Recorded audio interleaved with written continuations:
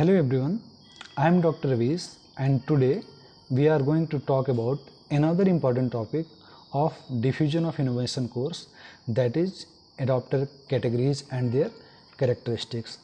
This is very important topic from the perspective that whoever is appearing for ICS JRF, SRF or NET exam, lot of question does come from this topic, and I hope that you all are going to find this lecture quite useful. So let's start.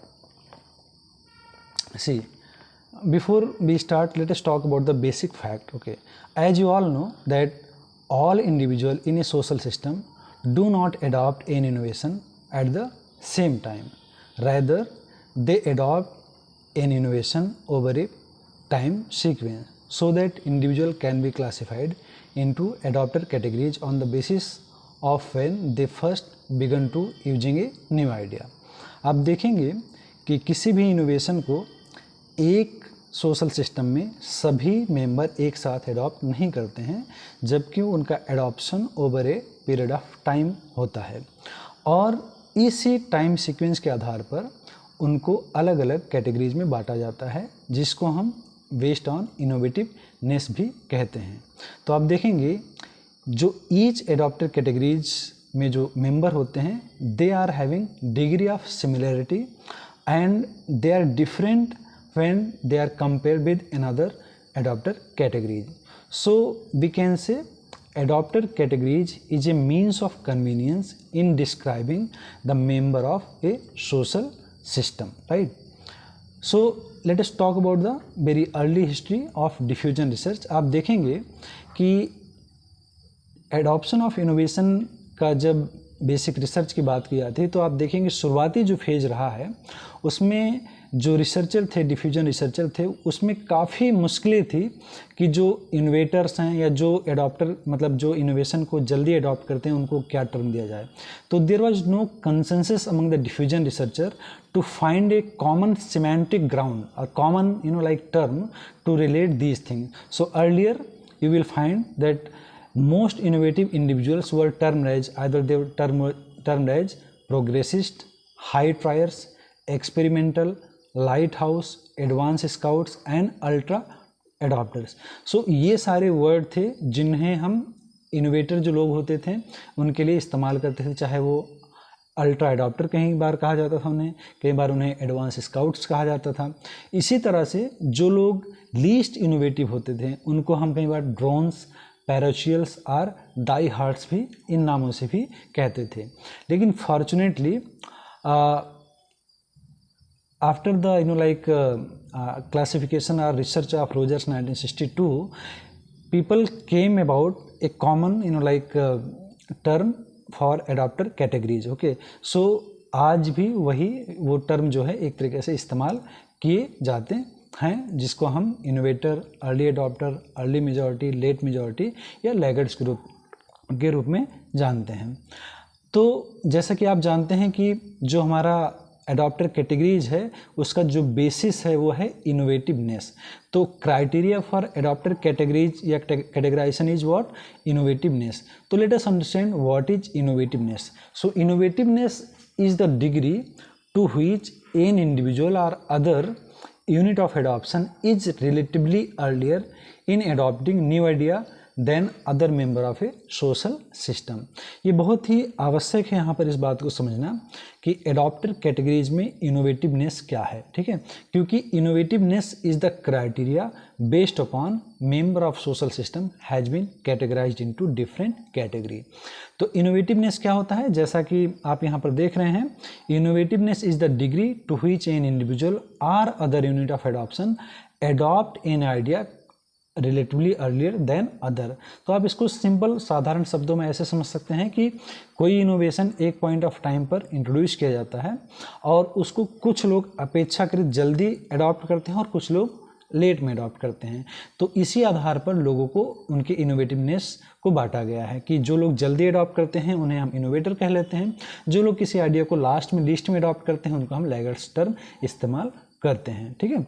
तो अब हम समझते हैं कि अगर हम इसको हम ग्राफिकल रिप्रेजेंटेशन करें इसका, तो मुख्य तौर पर आप देखेंगे कि जो हमारा टाइम एलिमेंट है डिफ्यूजन प्रोसेस में, क्योंकि जैसा आपको पहले कहा गया है कि each and every individual in the social system does not adopt an innovation in the same time.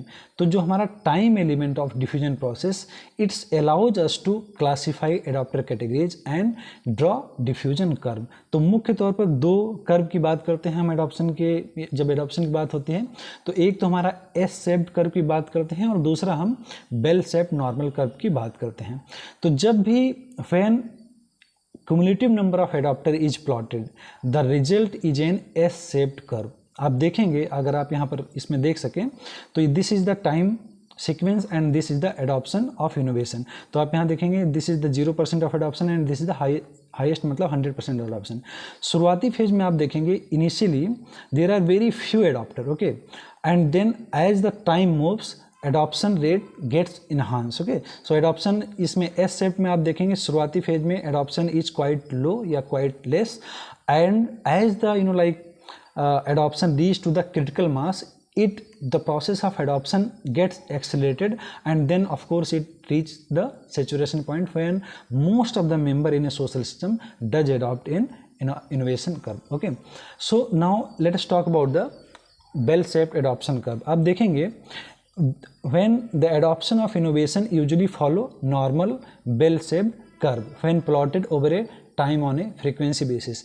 जब इसको हम फ्रीक्वेंसी बेसिस पर टाइम पर इसको प्लॉट करते हैं तो ये जो ज़्यादातर हमारा जो एडॉप्शन कर्व है वो नॉर्मल बेल शेप्ड रूप में होता है। इस चीज़ को हमें ध्यान में रखना है ये, और इस आधार पर आप देखेंगे यहाँ पर कि इनोवेटर जो हैं वो 2.5%, अर्ली अडॉप्टर 13.5%, अर्ली मेजॉरिटी जो होते हैं वो 34%, late majority 34%, and then least या लास्ट जो हमारी अडॉप्टर कैटेगरी है वो है 16%, जिसको हम लैगर्ड्स कहते हैं, ठीक है। तो इस बात पर हमने ऑलरेडी इसको बात कर लिया है। तो एडॉप्टर कैटेगराइजेशन में जैसा कि मैंने आपसे पहले ही कहा कि यूजुअली जब क्युमुलेटिव फ्रीक्वेंसी के बेसिस पर जो है एडॉप्टर कैटेगरीज को रखा जाता है तो ये एस शेप्ड एडॉप्शन कर्व को अडॉप्ट करता है। अच्छा, ये बेसिकली जो नॉर्मल फ्रीक्वेंसी डिस्ट्रीब्यूशन होता है इसके दो मेजर कैरेक्टरिस्टिक्स होते हैं। तो पहला कैरेक्टरिस्टिक्स है या पैरामीटर है वो है mean on average of the individual in the social system, and another important distribution is standard deviation. So mean and standard deviation are two important characteristics of normal distribution curve based upon which adoption curve या adoption categories has been divided. तो ये चीज़ें हमें बहुत important है समझना। And then like mean and standard deviation are the used to divide normal adopter distribution into 5 categories। तो ये बात आप सभी ध्यान रखेंगे कि जो दो स्टैटिस्टिक्स पैरामीटर हैं मीन एंड स्टैंडर्ड डेविएशन, जिनका हम प्रयोग करते हैं किस लिए, ताकि जो नॉर्मल एडॉप्टर डिस्ट्रीब्यूशन कर्व है उनको हम 5 कैटेगरीज में इसी आधार पर डिवाइड करते हैं।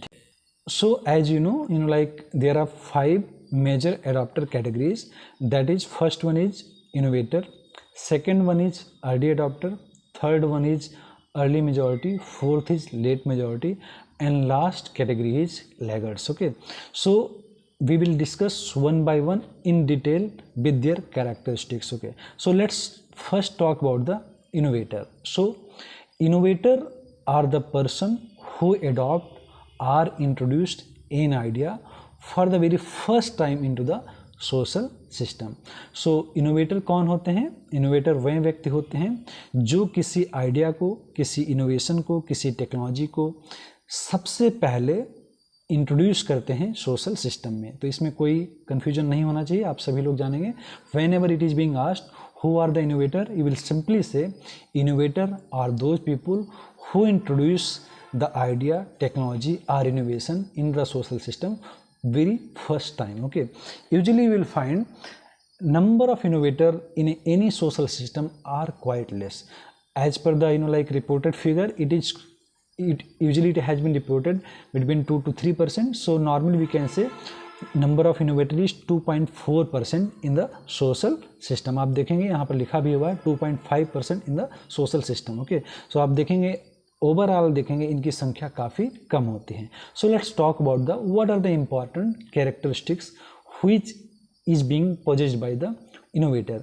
तो क्या मुख्य विशेषताएं हैं किसी भी इनोवेटर की? आप देखेंगे सबसे पहले जो इनोवेटर की सबसे इंपॉर्टेंट कैरेक्टरिस्टिक्स है वो उसको हम वेंचर सम कहते हैं. So somehow this term venturesome is like associated with innovator, because by their nature itself like innovator are ventures in their like approach, because they like to take risk, they like to try something new. Okay, and that's why they are termed as venturesome. And then दूसरी जो सबसे important characteristics हैं इनका innovators का, वो cosmopolitan in nature. आप देखेंगे इनका जो सोशल नेटवर्किंग होता है, इनका जो कनेक्शंस होता है, वो ज़्यादातर outside of their local system होता है, right? And that's why they are termed as cosmopolitan. So they are not very much localized and they are cosmopolitan in their social networking or social relationship. Okay, and then of course जैसा कि हम बताते हैं कि ये सबसे important characteristics में से एक है, they are the risk taker. Okay, so innovation या innovator की जो सबसे important characteristics में से एक माना जाता है वो है risk taker. Innovator are ready to take calculated risk, or in sometime even more than that. Okay, so they are risk taker. And then of course when you will innovate something, you will try something new, there are chances that, or in fact it is quite possible that you will get setback. तो ये सबसे important बात होती है innovator में, they are willing to accept occasional setback which are bound to happen. Okay, so उस innovation की प्रक्रिया में कई बार ऐसे मौके आएंगे जहां पर वो इनोवेशन में फेल होंगे, या जो आइडिया जो टेक्नोलॉजी अडॉप्ट कर रहे हैं वो उन्हें उस लेवल पर वांछित रिजल्ट नहीं देगी, लेकिन they have very much willingness to accept those occasional setback. Okay, and then of course जो सबसे इंपॉर्टेंट कैरेक्टरिस्टिक्स में से एक और भी है इनोवेटर में, they have this ability to understand the complex technical knowledge. Okay, because कई इनोवेशन ऐसे होते हैं जो आम जन के लिए इतना समझना आसान नहीं होता है. जो इनोवेटर होता है उनमें ये एबिलिटी पाई जाती है कि they can understand and apply complex technical knowledge. Okay, so this is another important characteristics of innovator. And then of course if you will analyze the communication pattern of an innovator, you will find they do have like communication, but usually their communication is with another like innovator, so they have sort of click. Okay, so communication pattern and friendship among the clique of innovator are common. So those clique may be from their locality or from outside their locality, right? So usually जितना इनका like communication pattern होता है, इनका social circle होता है, वो दूसरे innovative लोगों से ज़्यादा जुड़े हुए होते हैं, because then only they can get information or knowledge about the what is happening outside, and what like then only they come to know about the what are the innovation that is being done outside, and then they introduce those innovation into their social system. So ये एक important बात है. दूसरा आप देखेंगे innovator वैसे तो they do not like play the, they do not have leadership position, but they are very much important in the social system. Why? Because they are the like people who introduce an idea for the very first time into the social system. So innovator play a gatekeeping role in the flow of new ideas into the system. तो आप देखेंगे क्यों ये सबसे ज़्यादा important है, because they are the people who introduce new technology, new idea, new innovation into the social system, और ये इसलिए सबसे ज़्यादा इम्पॉर्टेंट या क्रिटिकल होते हैं. Although sometime they are considered as deviant by the social system. Okay, तो these are the very important characteristics that I wanted to have discussion about innovator. And now let us talk about the early adopter. See, so early adopter are also known as respected. Okay, so respected ये term उनके साथ जुड़ा होता है, और early adopter आप देखेंगे they are more integrated part of the social system than innovator. जब ये बात मैं कहता हूँ क्या तात्पर्य है मेरा, कि आप देखेंगे इनोवेटर जो होते हैं वह अपने लोकल सोशल सिस्टम से उतना अटैच्ड या जुड़े हुए नहीं होते हैं, लेकिन जो अर्ली अडॉप्टर होते हैं उनकी सबसे इम्पॉर्टेंट कैरेक्टरिस्टिक्स में से एक कैरेक्टरिस्टिक्स ये होती है कि they are very much connected to their local system. They are very much integrated part of that local system. And then जैसा कि मैंने कहा कि innovator are cosmopolite in nature while early adopter are more localite या localite in nature. तो localite जब शब्द कहते हैं तो यही आप इसको आसान शब्दों में ऐसे समझ सकते हैं कि मैं अपने सामाजिक व्यवस्था से, सामाजिक उनका जो संबंध होता है सोशल सिस्टम से, वो ज़्यादा बेटर कनेक्टेड होते हैं, ठीक है, तो इसलिए उनको लोकलाइट भी कहा जाता है। इनफैक्ट दूसरा इंपॉर्टेंट है कि they have highest degree of opinion leadership and that's why they are also considered as local leader. जैसा मैंने पहले बताया, इनोवेटर लीडरशिप की पोजीशन में नहीं होते हैं because most of the people in the social system they considered them as a deviant while early adopter have highest degree of adoption leadership in the most of the system. जब ये मैं कहता हूँ इसका तात्पर्य है कि most of the people go to them for seeking their advice or suggestion before taking any decision, okay। तो ये चीज़ें हैं। तो of course like they are also termed as the individual to check with. जब ये बात कहते हैं the individual to check with, और ये बहुत इंपॉर्टेंट है, ये कई बार आपके एग्जाम्स में आते हैं, चाहे वो ICAR का नेट का हो या JRF एग्जाम हो या इन जनरल भी कई बार ये पूछा जाता है। The individual is check with is associated with, option में रहेगा innovator, early adopter, late majority या लेगर्ट्स। तो आप ऑफ कोर्स आपका आंसर होगा अर्ली अडॉप्टर। सो ये क्यों कहे जाते हैं the individual to check with? इसका मतलब है they are the people who do not introduce या who do not adopt any innovation for the very first time, but they are very quick to adopt innovation as it has been introduced in the system, okay। And then of course there are certain other characteristics that we would like to talk about, that is early adopter are very much respected by the member of the local system and they are considered as the embodiment of success, discrete use of new idea.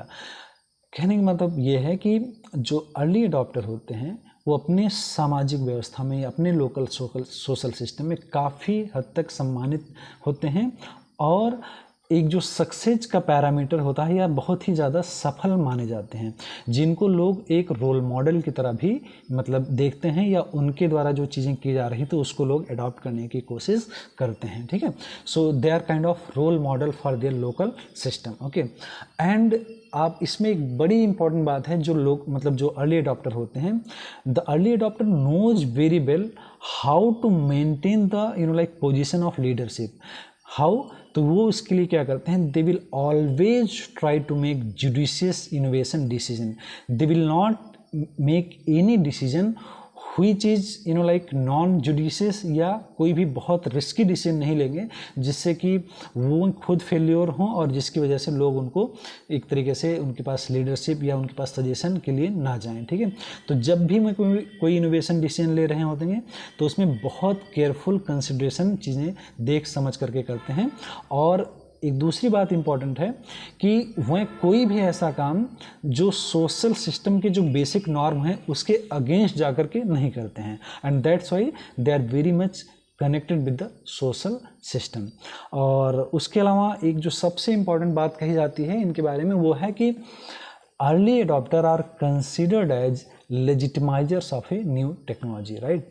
लेजिटिमाइजर जब शब्द हम इस्तेमाल कर रहे हैं इसका क्या मतलब है, basically they are the people if they will say कि this technology is good, then most of the other member of social system easily accept those things, okay। And that's why in one sense early adopter put their stamp of approval on a new idea by adopting it। और ये बहुत important है, इसीलिए आप देखेंगे अगली line में कि most of the extension personal और चेंज एजेंट जिसको हम कहते हैं, उनके द्वारा इनका प्रयोग किया जाता है for the diffusion of innovation और diffusion of any technology, because they are the people who have custodian leadership position. People have faith और believe in these people, and if they will say कि this technology is good, this technology we can adopt, then most of the people will easily accept their ideas or their conversation, okay। So these are the things that you must remember, and of course as I told कि they are the people who are very much respected and considered as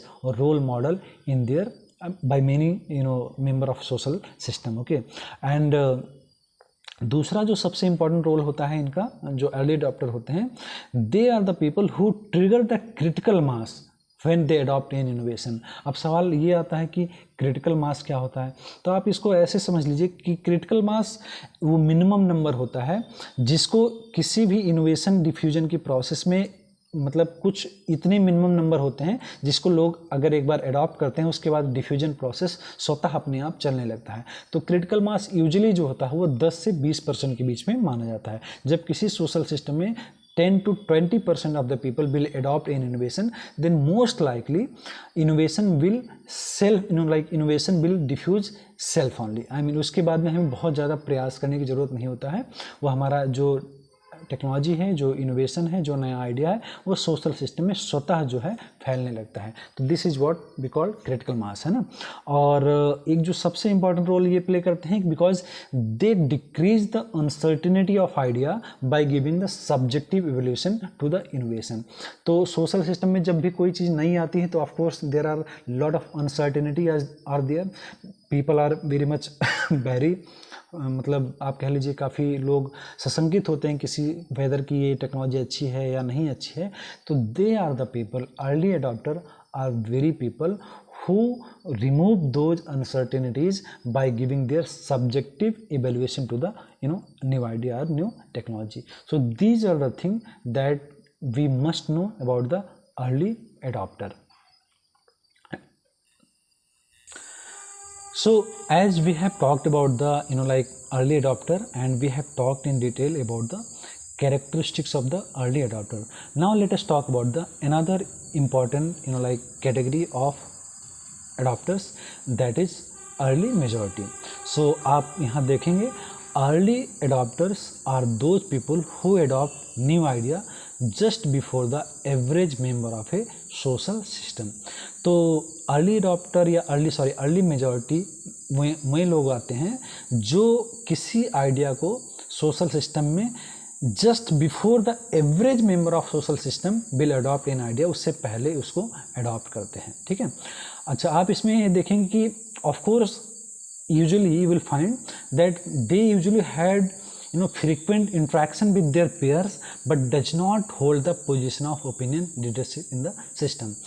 तात्पर्य यह कहने का यहाँ पर कि of course they maintain the social circle, social relationship, but यहाँ पर एक जो इम्पोर्टेंट या ध्यान देने वाली बात है वो ये है कि they do not hold the position of opinion leadership.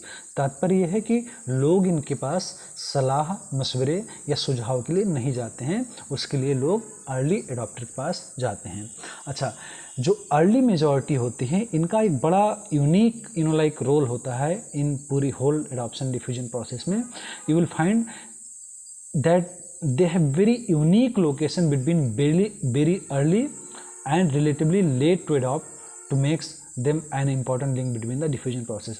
तो आप देखेंगे जो अर्ली मेजॉरिटी में इस संख्या में जो लोग होते हैं वह एक तरीके से इंटरकनेक्टेड कनेक्शन का रोल प्ले करते हैं because they are the people who have connection with the early adopter and of course most of the people who adopt एक आइडिया क्वाइटली, जिसको हम लेट मेजॉरिटी बोलते हैं।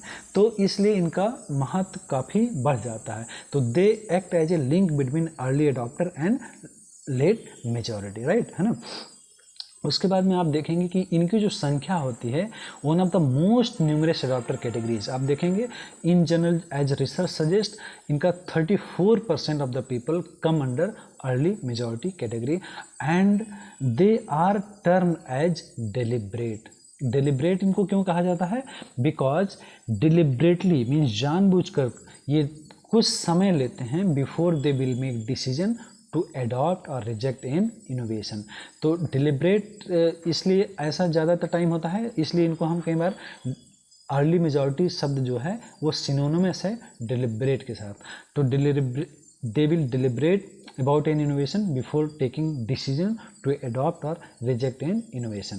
और दूसरा है कि इनका जो innovation decision period होता है वो as compared to innovator and early adopter of course थोड़ा सा ज़्यादा होता है। इसका रीज़न ऑफ कोर्स जैसे आप जानते हैं क्योंकि they take time to take decision and that's why from the first stage of knowledge to the last stage of confirmation they will take much more time as compare to early adopter and innovator. Okay, so इनके लिए एक जो tagline इस्तेमाल किए जाते हैं कई बार वो है be not the first by whom is the new idea is tried, not the last to lay the old aside. So this is the term that is being usually, this is the phrase that is being used, that is being associated with early majority, right? So these are early majority, they are the third adopter category. Now we will talk about the late majority.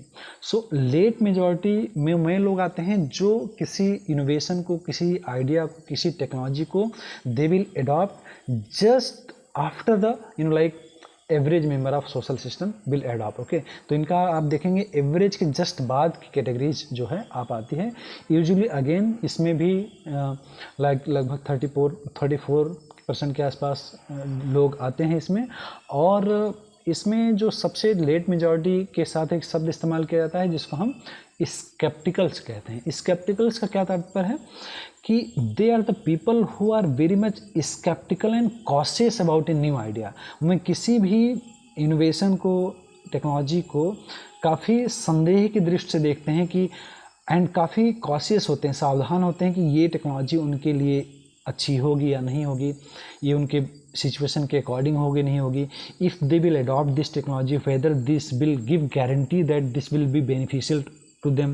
So these are a lot of questions that comes in their mind, and more importantly they adopt an innovation not by their own will but because of the economic, you can say economic necessity, or by the because of the pressure of peer pressure। है ना, तो ये कई बार किसी idea को इसलिए adopt करते हैं बिकॉज अगर तब भी नहीं करेंगे तो इनका आर्थिक तौर पर एक नुकसान होता है, और दूसरा है सामाजिक तौर पर जो पीयर प्रेशर होता है उसकी वजह से कई बार इनको कोई अडॉप्ट कोई टेक्नोलॉजी को या इनोवेशन को ये अडॉप्ट करते हैं। तो जैसा कि मैंने कहा लेट मेजॉरिटी में जो लोग आते हैं ये इनोवेशन के प्रति काफ़ी स्केप्टिकल्स होते हैं एंड कॉशियस होते हैं, and usually they will make sure that when they will adopt an idea it should give guaranteed result in a positive way। Okay, so late majority people do not adopt until most others in their system have already done so। कहने का तात्पर्य यह है कि जब ज़्यादातर लोग उस सामाजिक व्यवस्था में या उस सामाजिक समूह में जब किसी इनोवेशन को, टेक्नोलॉजी को ऑलरेडी अडॉप्ट कर चुके होंगे तब जाकर ये इसको अडॉप्ट करते हैं।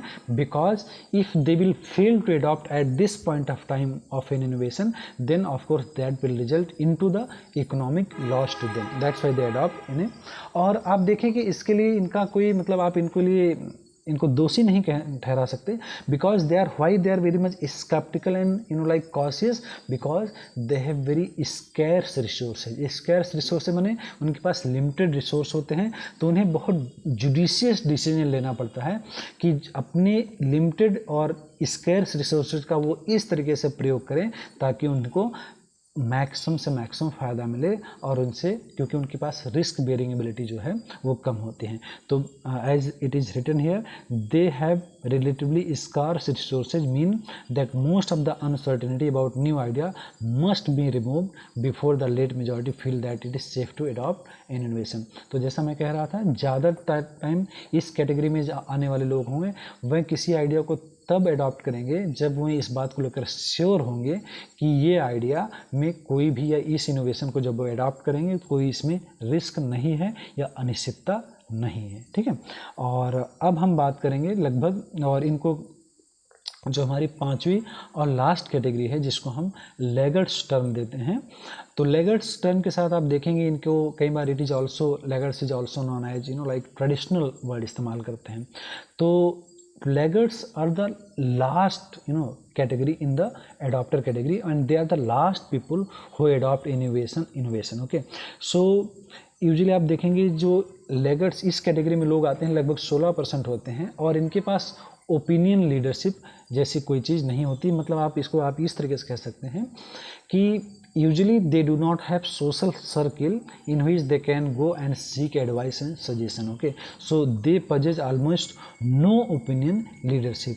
another important जो टाइम पॉइंट है वो है laggards are the most localized of all adopter categories in their outlook. कहने का तात्पर्य है कि ये सिर्फ इनका जो सोशल सर्किल होता है या लाइक इंटरकनेक्टेडनेस होता है वो बहुत ही लिमिटेड और लोकल लोगों के बीच में ही होता है, और क्योंकि इनका लाइक कम्युनिकेशन नेटवर्क काफ़ी लोकलाइट होता है तो उसमें जो है नए विचारों का, नए सूचनाओं का, नई इनोवेशंस का प्रवाह होने की पॉसिबिलिटी कम होती है। ठीक है, और यूजुअली आप देखेंगे कि ये सोशल नेटवर्क में लगभग आइसोलेटेड होते हैं ये लोग, मतलब एक सोशल नेटवर्क से लगभग आइसोलेटेड होते हैं, और क्योंकि ये दूसरे जो एक्टिव मेंबर हैं सोशल सिस्टम से उनसे नहीं जुड़े होते हैं, इसलिए इनके पास नई सूचनाओं का, नई तकनीकी का प्रवाह, इस तरीके के संदेशों का प्रवाह नहीं हो पाता है या कम हो पाता है। ठीक है, and of course their point of reference will be past, and then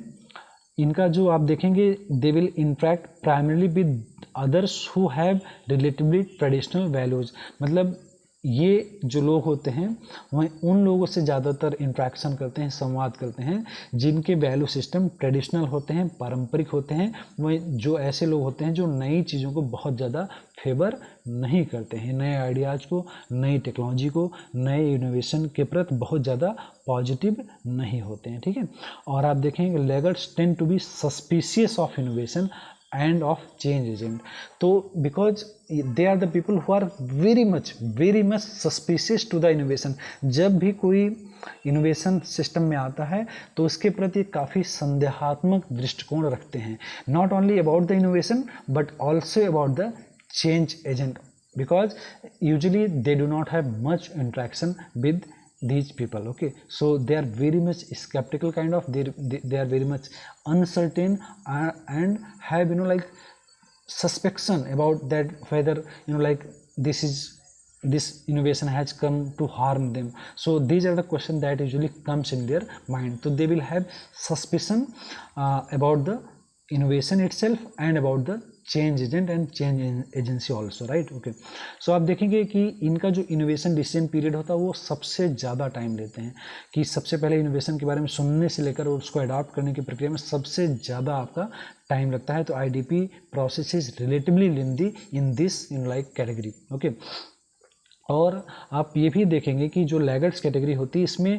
innovation को लेकर के प्रो इनोवेशन नहीं होते हैं, जबकि इसमें रेसिस्टेंट टू इनोवेशन, कहने मतलब बदलाव के लिए ये लोग तैयार नहीं होते हैं। ज़्यादातर टाइम जब भी कोई बदलाव होता है उसको बेसिकली ये रेसिस्ट करते हैं, और उसके लिए उनका अपना एक जस्टिफिकेशन होता है, उनका अपना एक पॉइंट ऑफ व्यू होता है, जो कि उनकी सिचुएशन, उनके रिसोर्सेज को देखते हुए सही भी हो सकता है।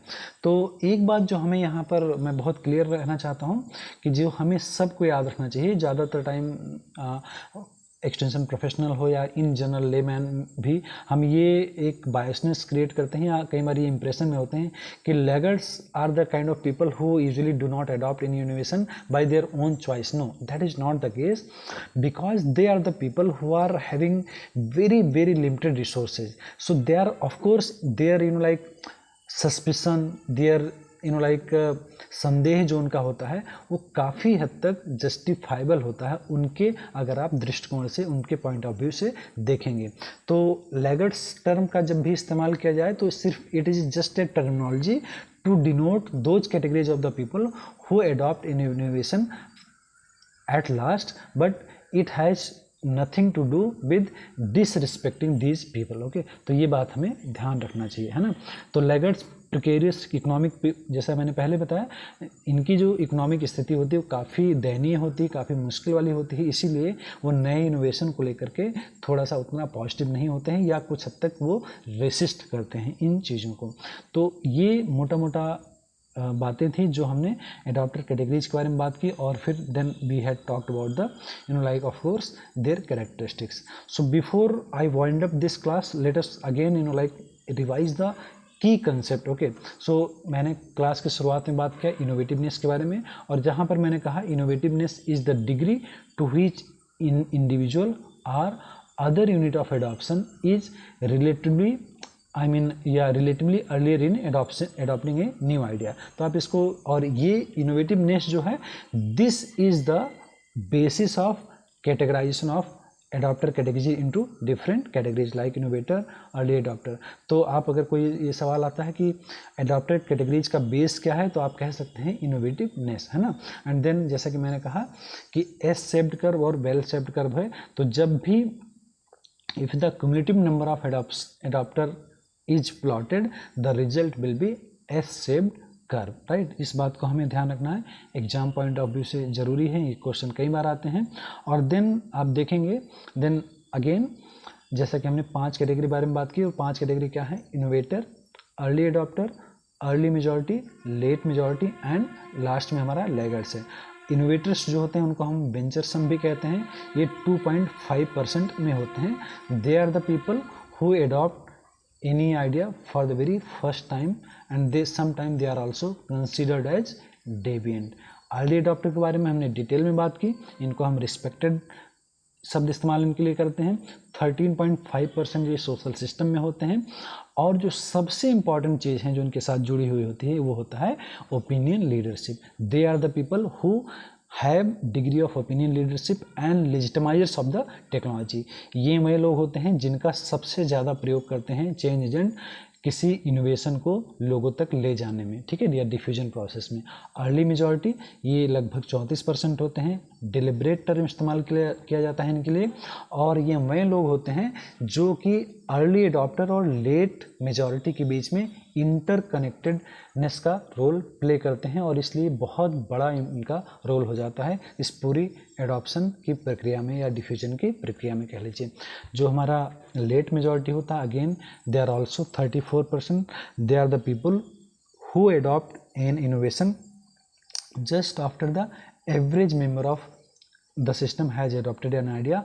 और ये किसी आइडिया को इसलिए अडॉप्ट करते हैं because if they will feel to adopt in idea then that will result to the economic loss and usually they adopt in idea because of the social और peer pressure also, right. And जो हमारा last category है उनको हम laggards कहते हैं। 16% ये total हमारे सोशल सिस्टम में पाए जाते हैं। इनको ट्रेडिशनलिस्ट भी कहा जाता है, और ये किसी भी आइडिया के प्रति काफ़ी हद तक आप कह लीजिए कि रेसिस्ट करते हैं आइडिया को, है ना। सो ये सारी चीज़ें थी जो कि आज की क्लास में मैं आपसे डिस्कस करना चाहता था। और मुझे पूरा उम्मीद है कि आपको इस क्लास में जो चीज़ें बताई गई हैं वो आपके लिए बेनिफिशियल होंगी, यूजफुल होंगी। और अगर आपको ये कंटेंट पसंद आ रहे हैं तो of course I would like that you kindly like the content and give your feedback in the comment section so that we can improve in future. And so let's end this class for today. Thank you.